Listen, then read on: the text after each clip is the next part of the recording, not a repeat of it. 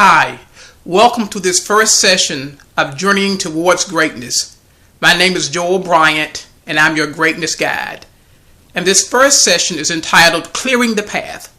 And the purpose of this session is to identify ways to set and to sustain our pursuit of meaningful goals. We're going to learn how to identify and overcome limiting blocks, beliefs, and behaviors that actually hinder our ability to sustain our pursuit until we achieve those outcomes that we set for ourselves. And so I want to just get right into it by just posing a question. What is your biggest obstacle between you and the thing that you want to accomplish? What is the biggest deficit, the lack of resource? What is the biggest thing now that's stopping you from achieving your goals? And most of us would probably say time or money or a lack of help or a lack of know-how. And we might name all these tangible and practical things that are important in our pursuit. But let me just throw this out here because we're talking about overcoming belief systems. That's going to be really crucial throughout this whole 4-week session. Over the next 4 weeks, I'm going to really begin to put some things out here that's going to help clarify and actually help to dispel some of the myths, some of the beliefs, some of the unconscious truths that we've accepted that don't really serve our highest interests. So let me just throw this out here. No matter what you've named, let me tell you what the biggest lack that we have in our ability to sustain our pursuit of meaningful goals. At the bottom of our hearts and in the core of our person, we lack a fundamental conviction that we have the emotional resources necessary to sustain our pursuit when there is no money, when time is short, when help is scarce, and when friends are few. It is not really those things that stop us. It is our assessment of those things and then our assignment of ourselves to say, you know what, I can't do it. I lack this. I'm inadequate. I'm deficient.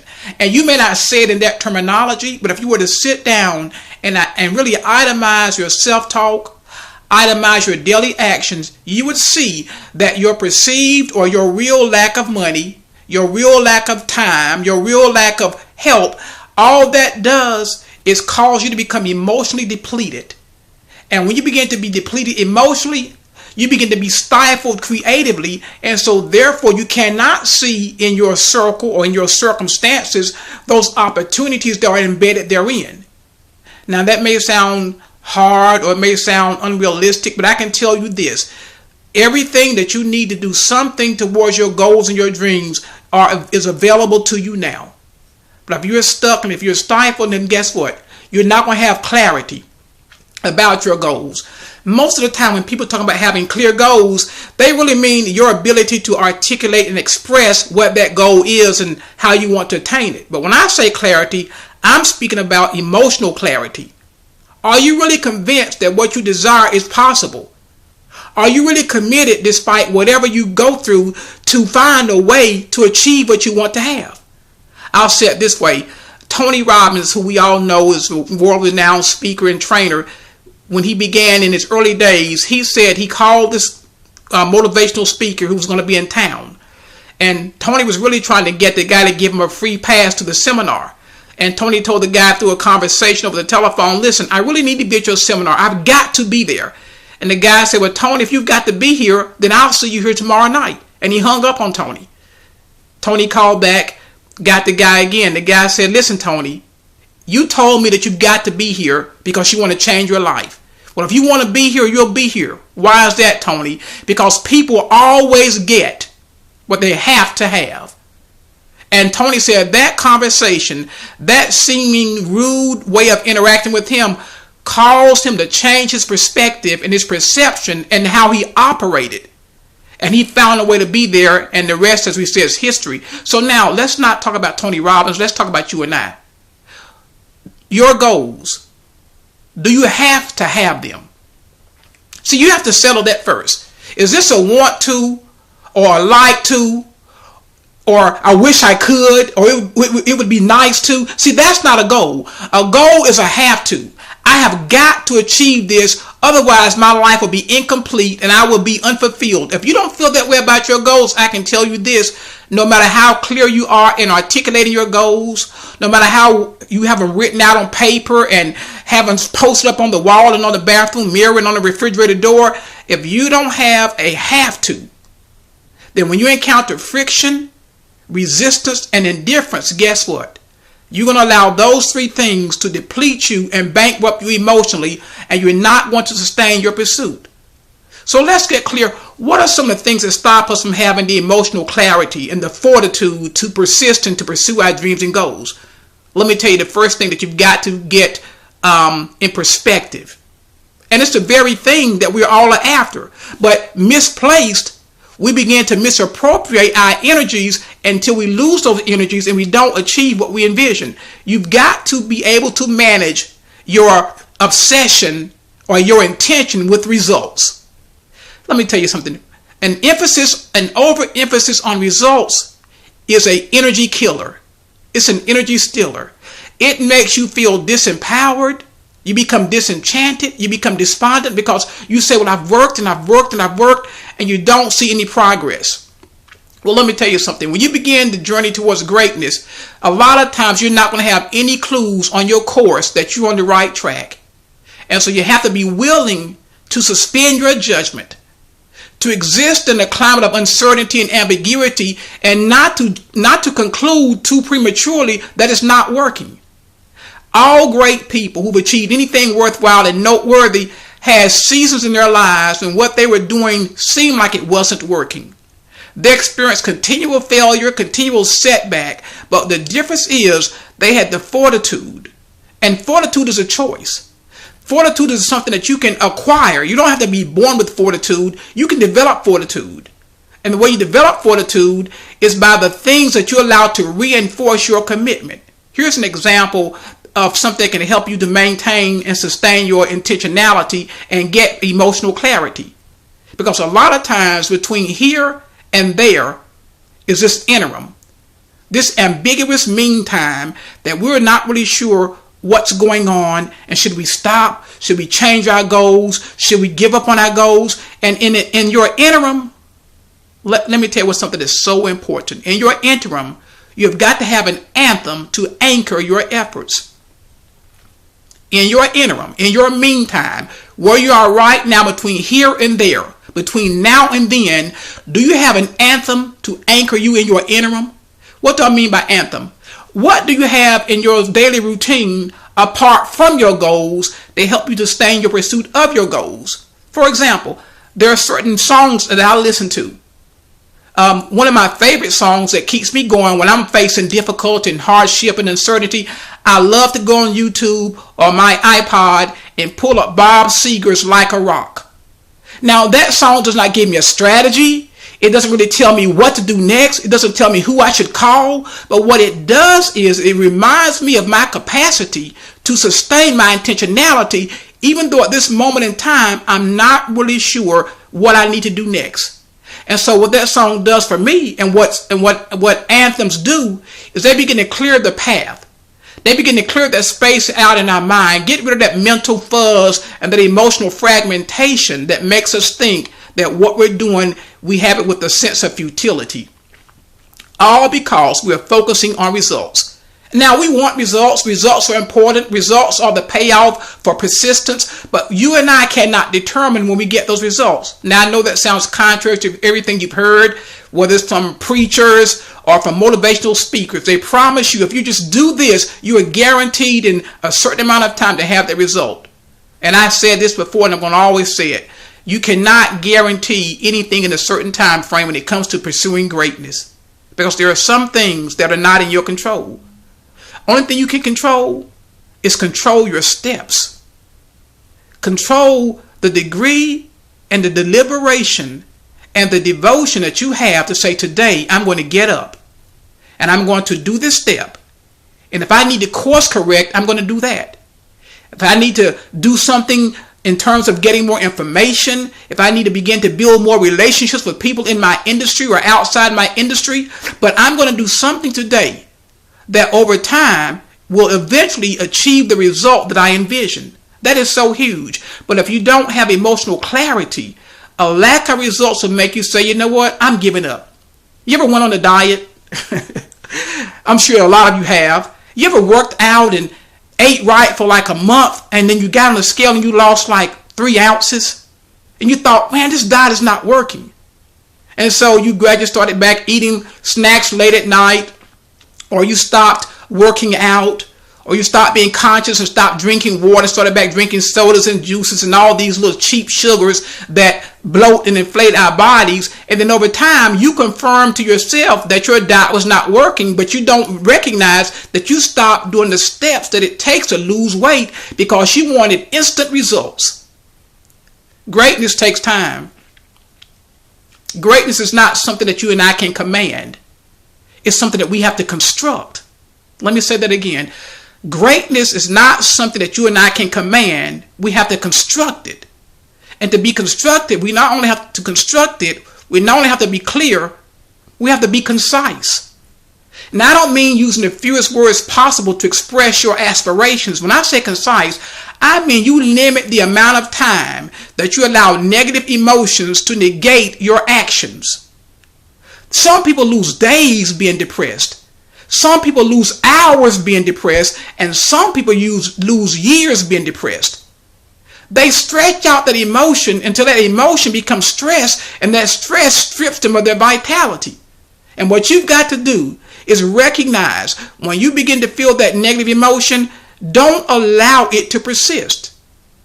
And here's how you deal with that. You don't try to change it, because sometimes emotions have their own life cycle. They have their own internal rhythm or internal logic that you and I can't control. But what you've got to do is do the thing that your emotion says is not worth doing. To get clarity, to be concise, you have to do the thing that your emotion says is futile. I've done that before. We've tried that before. Let me tell you something. Here's a cliche that I do not like to use, but it has a world of truth in it. Because when I talk to people as a life coach and as an educator and the various things that I do in my life, they always tell me what they've done. You know, Joel, I've done this, and they enumerate all the wonderful things that they've done to try to get the breakthrough that they need and they desire, the result, remember, the result that they want to try to achieve that thing. And when they get through talking, I pause. I look them in the eye, and I usually pat them on the shoulder, or I touch their hand, and I say, to get what you've never had, you've got to do what you've never done. And so while what you've done is commendable, incredible, and noteworthy, and has got you to this point, it has not gotten you what you want to have. And so now here's my question to them. What are you willing to do now to get to the next level? See, that question and that recognition allows you to have an opportunity to change your belief system about it won't work. I've tried there, you know, that saying, been there, done that, got the t-shirt and the hat. Well, if it's not the t-shirt and the hat of greatness, why are you wearing it? Why are you rehearsing and reheating and rehashing those things that you've done that have not gotten you the result you want, and so you're not willing now to do the steps? And what happens is you don't realize, and we don't realize, we're allowing the negativity of our past to construct and to construe and to control how we see our future. And so when somebody comes along with a suggestion or a recommendation that's not necessarily new, but maybe something at this time and this space in our lives may work for us, then we say, you know what, I'm not going to try that. And that in itself begins to be the kind of attitude that is contrary to greatness. It is contrary to your ability to sustain your intentionality. It's reinforcing negative beliefs. And when you have a negative belief, guess what? You're going to have a negative behavior. You're going to have a habit, and you're going to have a predisposition that is contrary to what you say you want to achieve. For example, I remember as a budding entrepreneur back in my 20s, and I had this opportunity for this really huge contract. I was in Charlotte, really huge contract.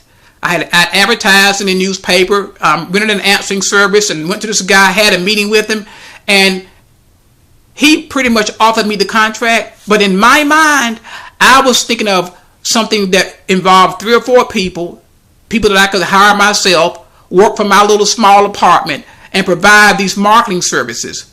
Well, this guy's vision was about 30 people in an office building making phone calls 24 hours a day.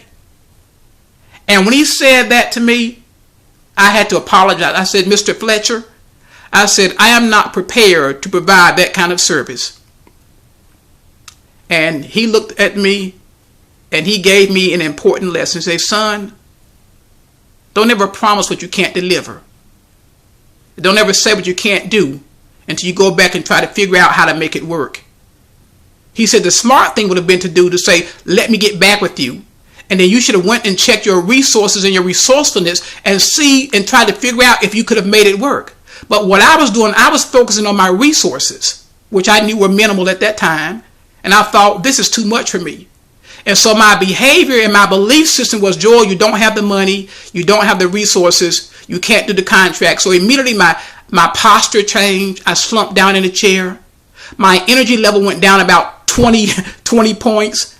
And I confessed to Mr. Fletcher that I was not in the posture to achieve greatness by providing him with the service that he was willing to pay pretty handsomely for. And I must say to you, if you have not prepared, if you have not set clear goals, if you don't have emotional conciseness, if you don't allow those emotions to say, you know what, this is as long as I'm going to allow you to determine my behavior, then the last thing you're not going to have, which is so important, you got to have consistency. And when I say consistency, I don't mean getting up every day doing the thing that it takes to be successful. I mean being emotionally consistent. Are you optimistic all the time? I don't mean are you walking around jumping and shouting and screaming, but do you have this inner sense that, you know what, today is my day. Yesterday it didn't work out, but you know what, today is my day. See, winners always get up every morning with the attitude that today is my day.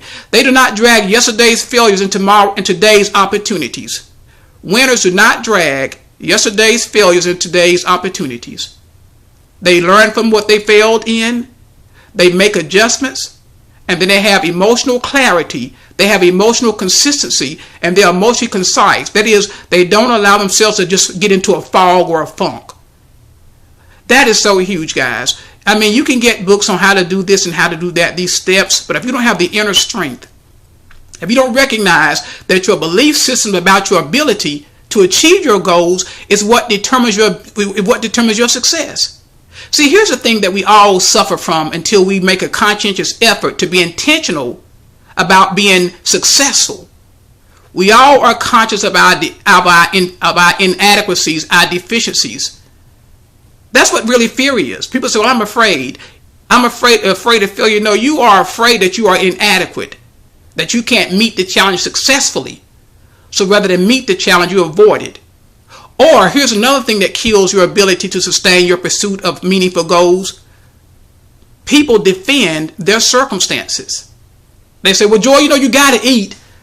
Or they make this what I consider a crazy statement. Well, everybody can't be great. Well, I'm not talking to everybody. I'm talking to you. This is you and I sitting here having a conversation to discuss how can we clear the path to accelerate our ascent as we journey towards greatness.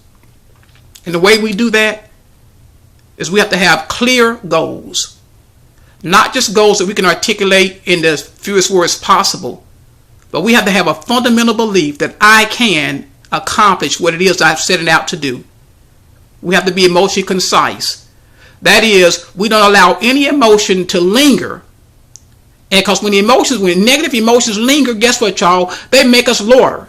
You ever find yourself feeling down and you're working on your goals or a project or your dreams, but you don't have the vitality or the energy. You're just kind of like piddling around. You're looking at it. You're touching it. You may, write a few pages if you're a writer, or you may build a few blocks if you're a builder, but you don't lose yourself in the pursuit. Because when you find yourself doing that, at bottom, you don't believe you have the capacity to achieve it, or you don't believe that your actions and your efforts are going to get you the result that you need, and you're allowing results to determine your commitment. And you've got to stop and say, why am I feeling inadequate? And it's going to usually point to a lack of some kind of resource. But what you got to recognize then is not a lack of resource. It's the lack of resource that I'm allowing to kill my energy and my vitality. So what I've got to do is I've got to do what that emotion is telling me not to do. I've got to do what that emotion is saying is not worth the time, the energy, or the effort. I've got to suspend my belief or my disbelief that I can get there from here. And if you'll do that and make a practice of doing that, guess what? You create space for your creativity to come to you. People who are under stress, they have low creativity. You know, you hear the phrase, I can't see my way clear. A person that says that is confessing that they are emotionally clouded. And it's okay to be that way. But if you're going to have a successful journey towards greatness, if you're going to clear the path, you've got to get a hold of your emotions. Because emotions are tied to energy. Emotions are really energy. Here's the difference, right? Emotions are simply the color or the costume that we dress energy in.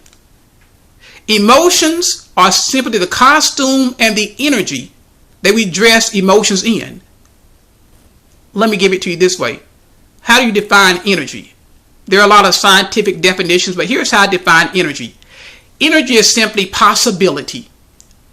It is a capacity for action. Now, emotions are how I feel about my ability that when I actualize my energy, will I get the result that I intend? So if I take this neutral thing called energy, which is possibility, and I put on the emotion of futility or indifference or, well, I'm not sure. If I put on that neutral energy, any other emotion that is not vital, that does not give me vitality, then that neutral energy takes on a negative emotion and it causes me to have a result that confirms my unbelief about my capacity or my adequacy.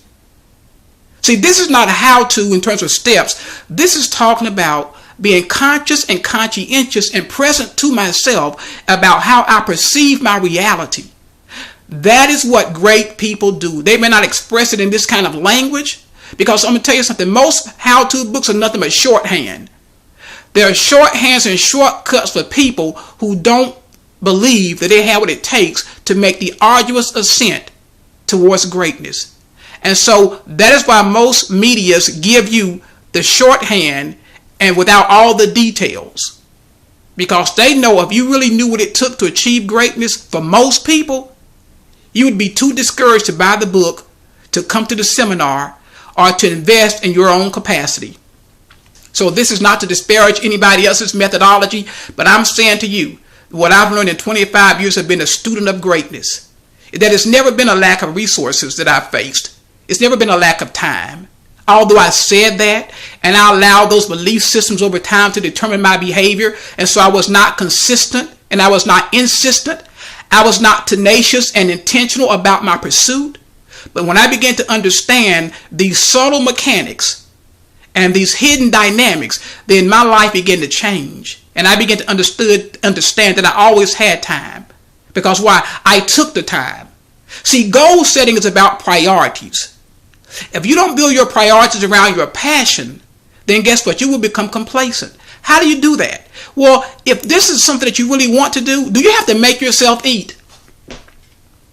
Think about it. Do you have to make yourself eat? No, you don't. You know why? Because your body at a certain time says, you have to feed me.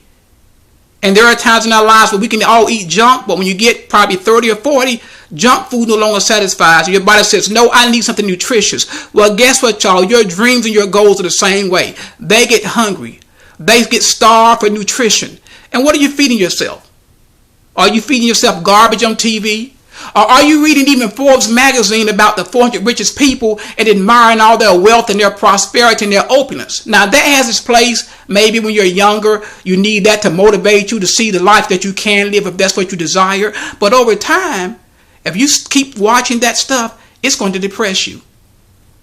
It's going to overawe you and overwhelm you because you're going to say, how can I even do that? And you won't do the steps that, if maintained and sustained, will get you the result. So what you've got to do, what's your diet like? Do you have a greatness diet? Here's something I want to challenge you to do. Make time in your day for solitude. When you get up in the morning, take about 15 minutes to get by yourself somewhere downstairs, in the bathroom, in the kitchen, in the living room, in the den, on the front porch. But get by yourself and just allow yourself to begin to reflect on your day. Not necessarily planning, but allow yourself to be washed of all those things that you drug in today that you dealt with yesterday. Just by doing that, you create space for emotional clarity. You create space for self-renewal. You create the kind of space that is necessary for you to create the kind of life that you imagine. Because all great people spend time reflecting and contemplating their choices. And if you do that and begin to manage your diet, not only what you hear, but how do you process what you hear? Now, I just said that reading about the Forbes magazine people, it can be encouraging at some point in your life, and then at some point it can be depressing. Now, when it's depressing, when you hear anything about another dreamer who succeeded and you get depressed or discouraged or any other emotion other than excitement and, praise for their achievements, guess what? You are at an emotional low. And you feel like that the pie of success has just been diminished one slice and you won't be able to get yours. So it's not just what you're hearing and seeing, it's how you are interpreting, how you are processing. See, that's a belief system. And if you have a negative conclusion based on your beliefs, then you're going to have a negative behavior. So rather than being encouraged, you're going to become deflated. You're going to become disenchanted.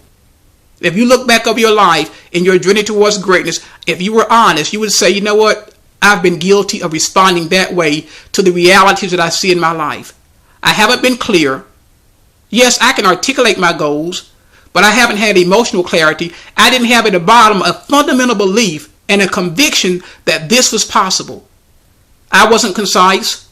I lost hours or days or weeks or months being in the funk because I felt like I should have been there by now. And so your passion becomes a hobby. And you can say, well, I haven't been consistent emotionally. Sometimes I'm up, sometimes I'm down. Now, of course, we all have days when we don't feel our optimum. But I said before, winners do not allow feelings to determine their focus. Winners understand that there are principles and precepts that are crucial and essential to goal setting. And what they do is they take the steps in the absence of results, because they know over time that if I keep doing the steps, and if I course correct, and I identify those things that I need to correct, and I don't get in a hurry, and I don't allow the lie of this age to tell me that I should have been there by the time I'm 30, or I should have been there last year because I'm 40. We all have a time. I like the way Elton John says it. He said, there's a time for everyone if they'll only learn. That the twisting kaleidoscope moves us all in turn. Now, I call that the metaphysics of greatness. You won't hear a lot about that unless you read a lot of Eastern success books. But in this country, in the Western culture, we don't even understand or acknowledge the validity of the metaphysics of greatness. Those things that are beyond our control, that once we do the step, we have to let nature take its course. And in the meantime, don't suspend your judgment. Don't conclude prematurely that you can't get there from here. Don't allow the brush and the shrubs and the rubbish to grow on your path. Keep your path clear. Stay emotionally concise. Don't lose days being depressed. Work through your depression. Now, I'm not talking about if you got some medical condition. I'm talking about the kind of depression that comes from being disenchanted with an outcome. One of the things as I close this particular session, I learned a lot from Michael Jordan. I've seen Michael Jordan start a game and miss the first 15 shots. I remember he was playing against Orlando, and this was the real Jordan when he was at the top of his game. And he was playing against the Orlando Magic. And the first half, he had like 4 points. Now, an average player in the third quarter would have not shot the ball. They would have probably started playing defense or passing the ball or setting picks or doing something else. But you know what Jordan did? He kept shooting. And it was halfway through the third quarter before he hit his shot. But once that one shot went in, you know how it works. Everything he shot went in from then. And so from that, I've taken the attitude that it doesn't matter how many times I fail. I only need to win one time. And that's true of you too. You only need one win to go from why to wow. That's what you want. That's what this session is about. Is it about helping you to identify those blocks, those beliefs, and those behaviors that hinder your ability to set and sustain your pursuit of meaningful goals? And what I've said is it's a lack of clarity, it's a lack of conciseness, and a lack of consistency, being emotionally concise, emotionally clear, and emotionally consistent about your goals and your dreams.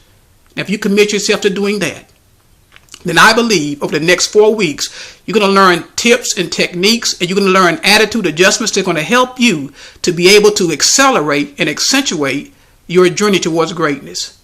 So what I'm going to do, I want you to go to the discussion board and post your questions. I'm going to have some other exercises that I'm going to give you in the second session for next week. But play this tape back again. I've said a lot, and some of it I've said pretty fast. I'll begin to make sure I slow down, but I'm really excited because you know what I believe, and I've seen this in people's lives. All it takes is the right word for the right way to reveal itself. And I believe that over the next 4 weeks, I may not say something, but you're going to hear something that's going to catalyze and catapult you into another dimension of being, believing, and behaving. And as you do this, you're going to draw closer to your aspirations of greatness. I'll see you next week on the second session, and we're going to get into some really meaty things about how do we really now begin to set those goals. Because what I've said and what I didn't say in terms of goal setting is now that we've cleared the path, now you can sit down and develop an action plan. Not a plan based on your deficiency. See, most of the time when people set goals, they look at what they don't have and what they lack and what they would like to have. You don't set goals that way. You set goals not based on your ideal conditions, but your optimal conditions. What are the best conditions that you function in? Set your goals thinking about that, not thinking about your lack and your inadequacy, your deficiency, and your lack of emotional clarity. We've talked about how to get that. Play this tape back. Stay tuned next week. And don't forget to visit the discussion board where I'm going to have questions. So until next time, on the Voice of Greatness broadcast and this session of Journeying Towards Greatness, I'll see you next week. Have a greatness week, because you can.